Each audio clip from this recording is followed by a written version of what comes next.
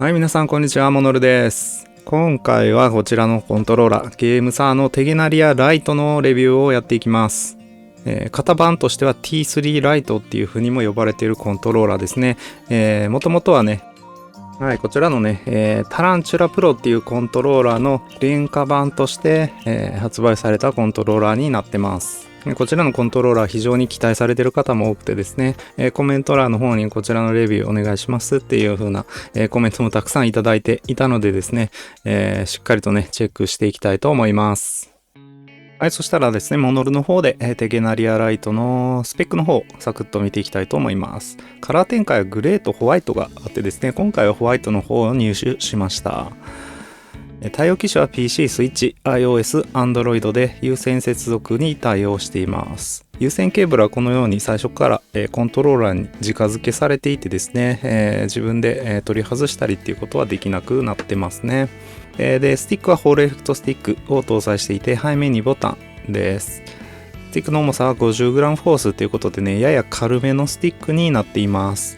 知恵の値はこのような感じで、ボールイングレートもほぼほぼ 1000Hz 実測値で出ていました。スティックの感度はノンリニアで、マクロ機能っていうのにもね、背面ボタンのみ対応しています。本体重量はね、ケーブル込みで 230g っていうことでね、まあ軽めのコントローラーかなというふうに思います。価格は現在 Amazon で3299円っていうことでした。はい、そしたらまずはね、本体の付属品の方を見ていきたいんですが、コントローラー本体以外にはですね、こういうウェルカムカードとこういう冊子ですね、ユーザーマニュアルが見れる QR コードっていうのが入っていました。これだけっていうことでね、すごく、付属品もシンプルですね。ほぼ本体のみっていう形になっています。続いてね、本体の方を見ていきたいと思うんですが、スティックは対称配置ですね。なんでこういう、黒持ち、モンハン持ちっていうのがすごくしやすいコントローラーになってます。黒持ちをした時の感じっていうのは特にそこまでね、デュアルセンスとかと違いはないかな。ややこういう、このね人差し指の角度がややつくんで、こういう感じで押す、こう寝かせて押すっていうのがちょっと難しいかなっていう気はしますけど、まあ全然ね、できるんじゃないでしょうかっていう感じです。さすがゲームサーのデザインっていう感じでね、初代プレイステーションのような雰囲気のあるですね、とてもデザイン性の高いコントローラーかなっていう気がしますね。はい。ボタン類はですね、まず十字キーはメンブレンですね。ABXY ボタンもメンブレンです。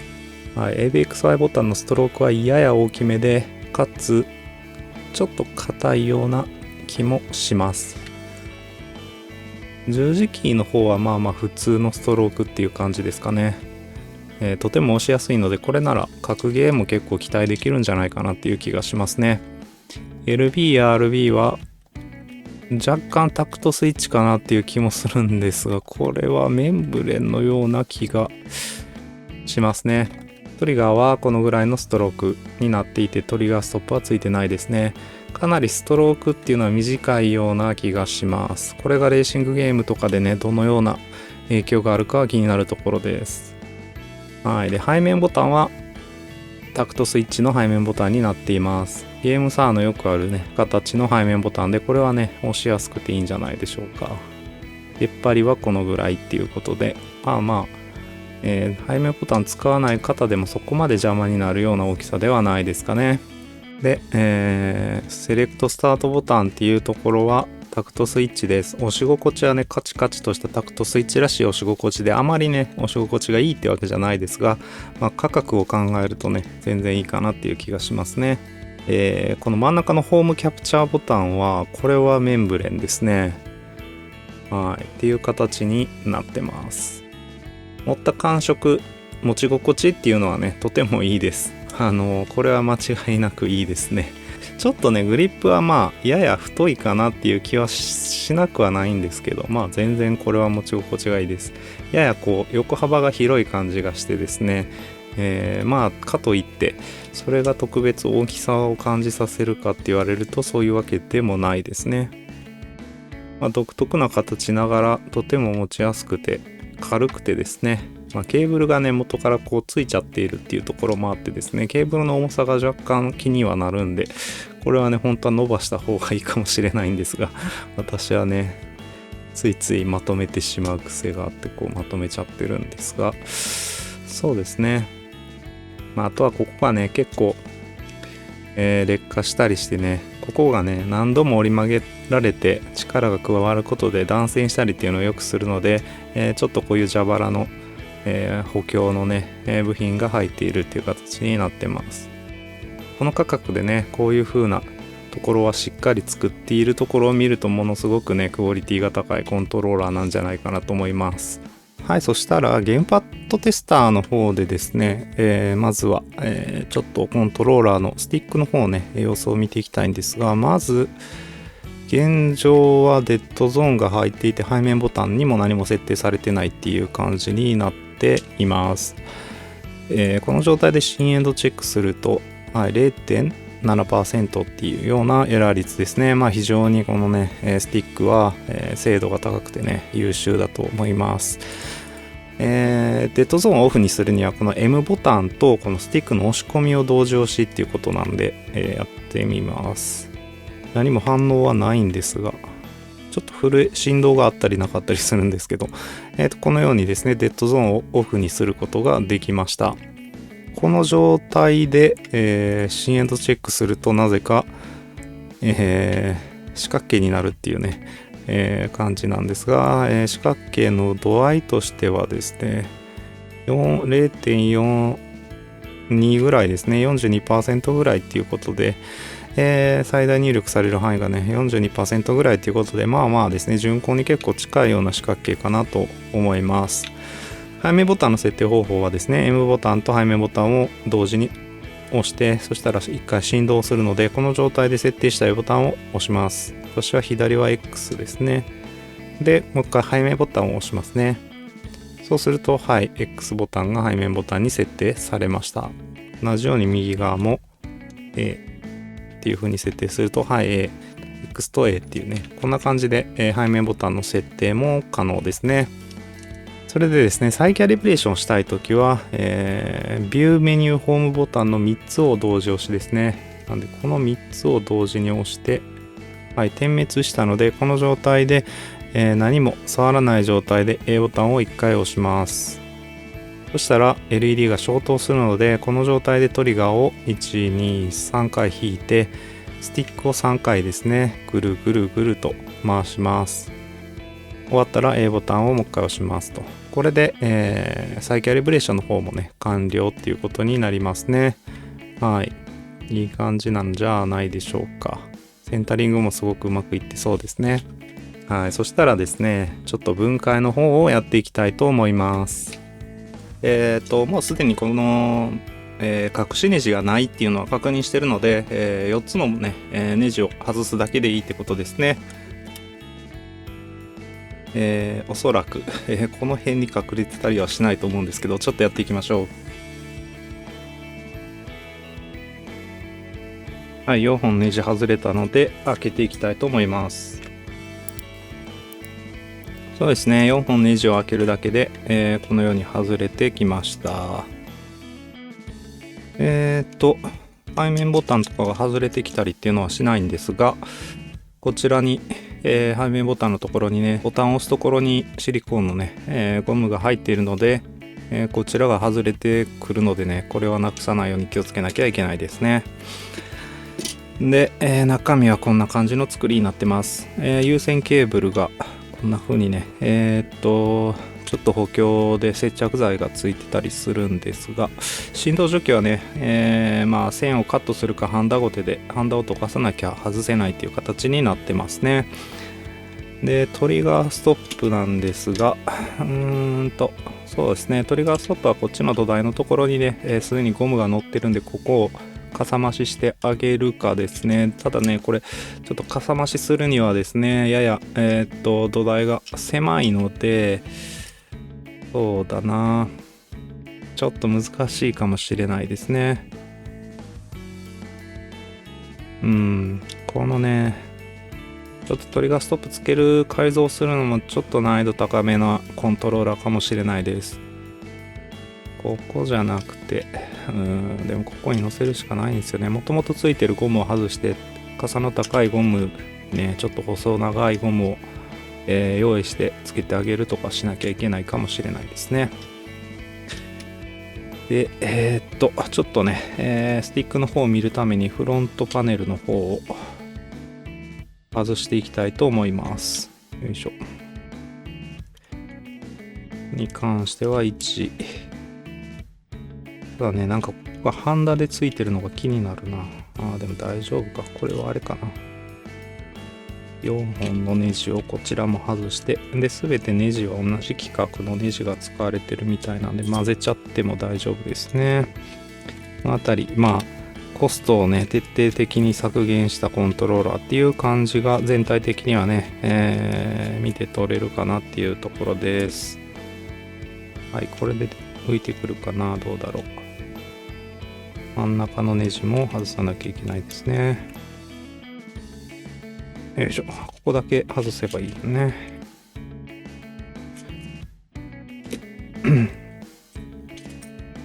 はい。これで浮いてきましたと。はいはい。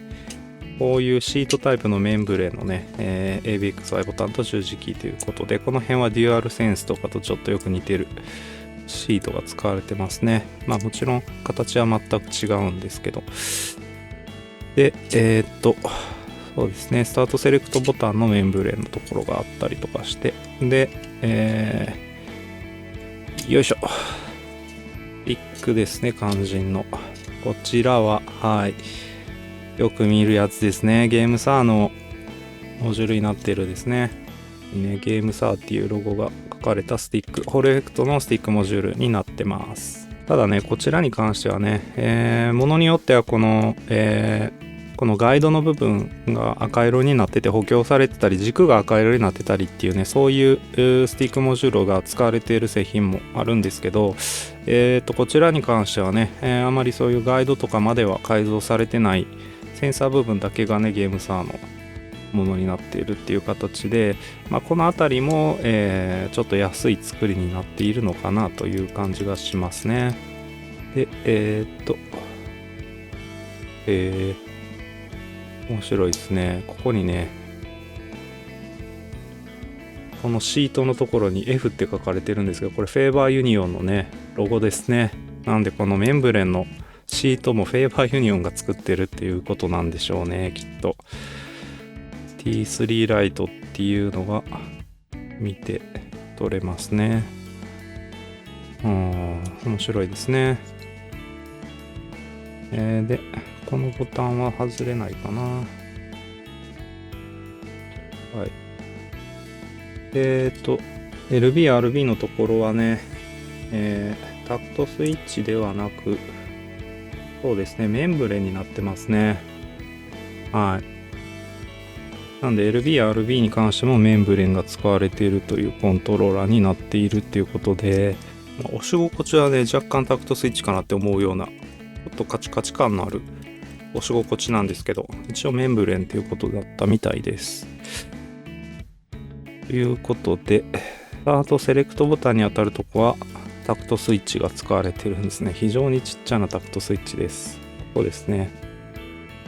この部分はタクトスイッチってことですね。そしたらこの Y ボタンのところで、メンブレンの Y ボタンのところで遅延計測していきたいと思います。今回もせっかくなんでスティックの遅延の方も測ろうかな。はい。ではやっていきます。遅延の計測にはいつも通りゲームパッド LA さんが配布している GPDL というソフトウェアを使いました。はい。ゲームサーテゲナリアライトの遅延の計測結果はこちらのグラフの通りになりました。ボタンの遅延は平均 2.41 ミリセカンドということでめちゃくちゃ優秀でした。ただですね、スティックの方の遅延っていうのは若干大きめで 6.23 ミリセカンドっていうことですね。こちらはね、やや遅めかなっていう気がします。ただですね、6.23 ミリセカンドっていう値はですね、そこまで悪くなくてですね、この幅も狭めなので、最大でも 7.42 ミリセカンドということですから、これよりもスティックが速いコントローラーと比べてですね、もたつきとかを感じるかって言われたら、私はね、ちょっと感じることができないぐらいには速いかなというふうに思います。続いてスイッチで使用した時の遅延の計測結果っていうのがこちらのグラフのようになりました。テゲナリアライトは結構ね、優秀で、スイッチプロコンと比較して平均で 0.2 フレーム、遅延が大きかったっていうところで、この遅延はね、この価格なら十分満足できる遅延なんじゃないかなと思います。モジョのエーテルっていうね、価格帯的にかなり競合するかなっていうところのコントローラーがですね、有線でなんとプロコンよりも速かったっていうね、結果がちょっとね、あるのでですね、そこと比べるとちょっと物足りなさは感じるんですが、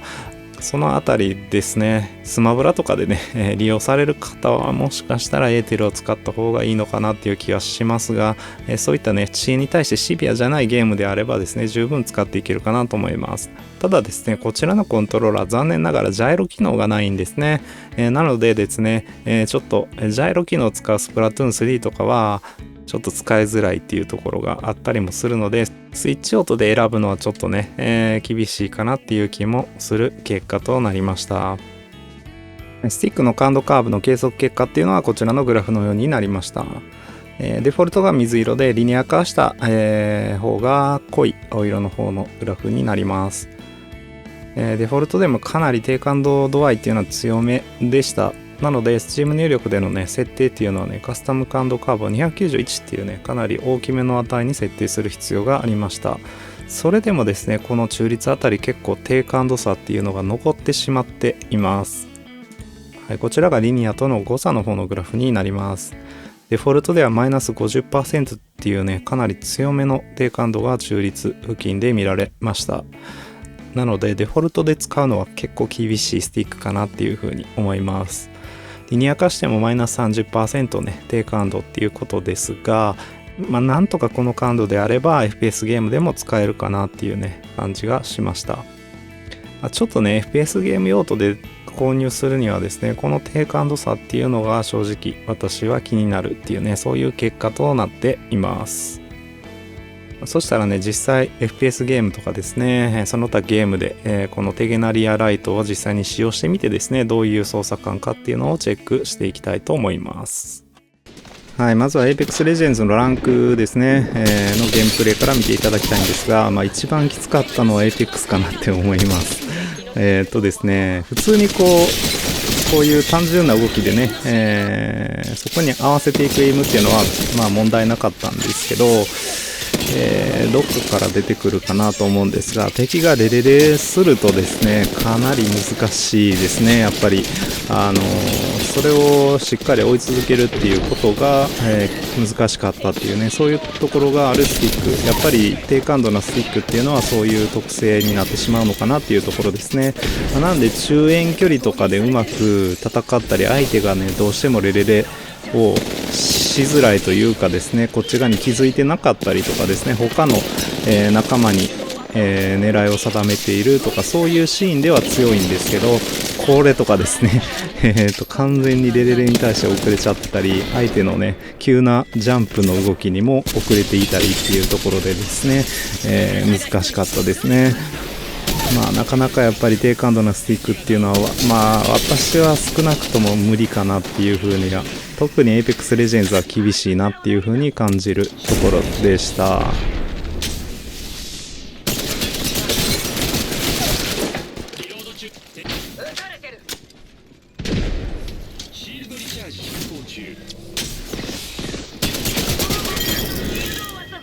はい。で、続いて Call of Duty Black Ops 6のゲームプレイになります。Apex と違ってですね、多少低感度でもエイムアシストが強力に効いてくれるおかげでですね、割と戦っていけるっていうのがね、Call of Duty のいつもの流れかなっていうふうには思うんですけど、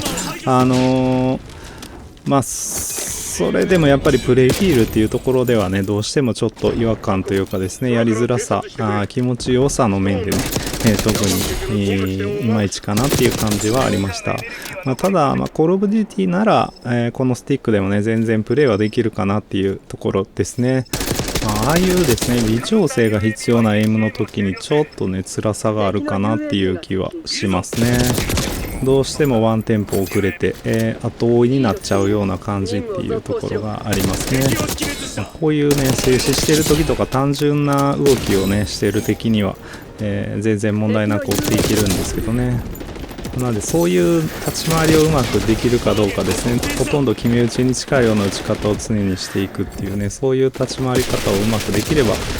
まあ強く戦っていけるのかなっていう気はしますが、まあそれはね、正直言ってこのスティックでなくてもできることだよなっていうねところがあるので、まあやっぱりですね、ちょっと FPS ゲームには辛いかなっていうのが正直、ですね、実際ゲームプレイして思った、感想ですね。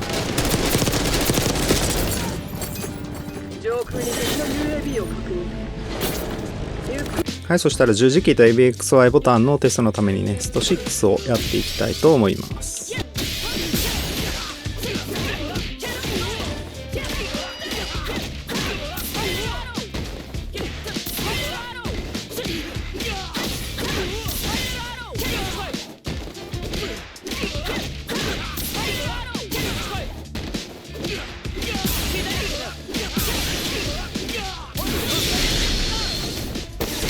はい、一通りコンボ練習をやってみたんですが、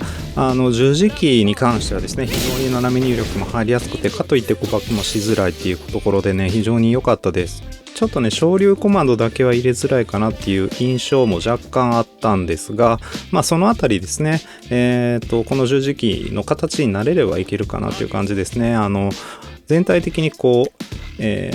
っ張りがちょっと小さめで、真ん中の方がへこんでいるっていうタイプのね、十字キーになってます。こういうね、ちょっと特殊な形っていうかですね、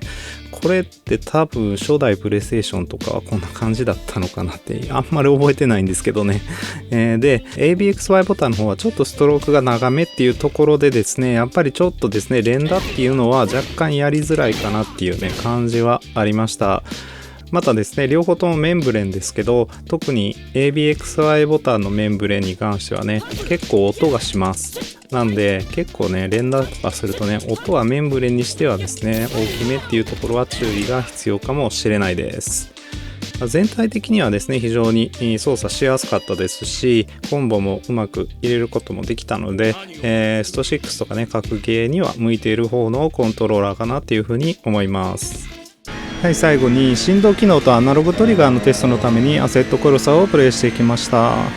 トリガーのストロークが短いっていうのはやっぱりですね、アセットコルサですごく強く感じました。微調整が効かないので、いつもよりもですね、ブレーキングが特にちょっとね、いまいちうまく操作できなくてですね、かなり大きめのスキルを鳴らしながらですね、ターンインしていくっていうことが結構あった感じですね。そのあたりでちょっとタイムを縮めるっていうのがやや難しく感じられました。普段であればですね、もうちょっとブレーキを残しつつもですね、そこまでタイヤを滑らさずにしっかりとターンインしていくということができてたんですが、このコントローラーのね、アナログトリガーだとそれがすごくね難しくてですね、かなり繊細な、ブレーキングっていうのをね、しなければならなくなってしまってですね、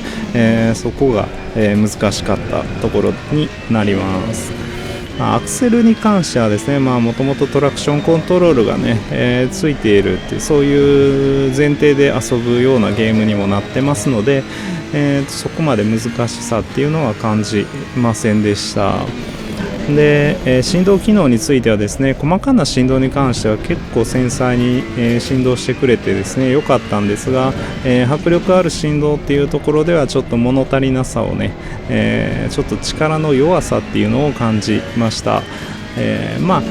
良くはないですけど全然悪くはなかったかなっていうところで、普通ぐらいの振動機能というふうにね、思ってもらえたらいいかなというふうに思います。ちょっと低感度なスティックっていうこともあってですね、ややタイムっていうのもね、伸ばしづらかった点もあるんですが、結果としてはね、1分47秒355っていうタイムでそこそこのね、いいタイムを出すことができました。以上ですね、ゲームサーのテゲナリアライト T3 ライトの方をレビューしてきましたが、いかがだったでしょうか。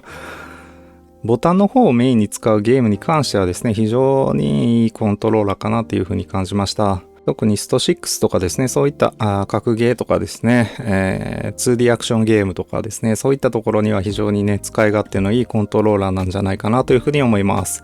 ちょっとですね、私はスティックを使うゲームっていうのは厳しめかなっていうのとですね、レーシングゲームも、アナログトリガー、可動範囲っていうのがちょっと狭めっていうところでね、あまりですね、いいっていうふうには感じなかったっていうのが正直なところです。はい、それで私はですね、こちらの、モノルっていうね、ウェブサービスの管理人もやっています。今回ご紹介したゲームサーテゲナリアライトのですね、いろんなスペックとかもね、載せていますし、価格も随時更新中です。口コミの方もね、大募集中です。書いていってくださった方ね、本当にありがたく思います。現在61件ってことでね、目指せ100件っていうところで、私も変えたりしているのでですね、ぜひ皆さんもですね、お持ちのコントローラーの口コミを変えていってくださったら嬉しく思います。ぜひぜひよろしくお願いいたします。はい、それで一つですね、皆さんにお知らせということでですね、ちょっと次の動画には間に合わないかもしれないんですが、こちらのコントローラー私もですね、はい、ゲームサーさんから提供いただきまして、検証の方をね、じっくりと今やっているところです。コントローラー本体こちらになりますね。1ヶ月かけてですね、使い込んでのレビューということになりそうです。こちらの方の動画っていうのもね、ぜひ楽しみにしていてくださったら嬉しいです。はい、以上ですね、モノルでした。今回もご視聴ありがとうございました。また次回の動画でお会いしましょう。バイバイ。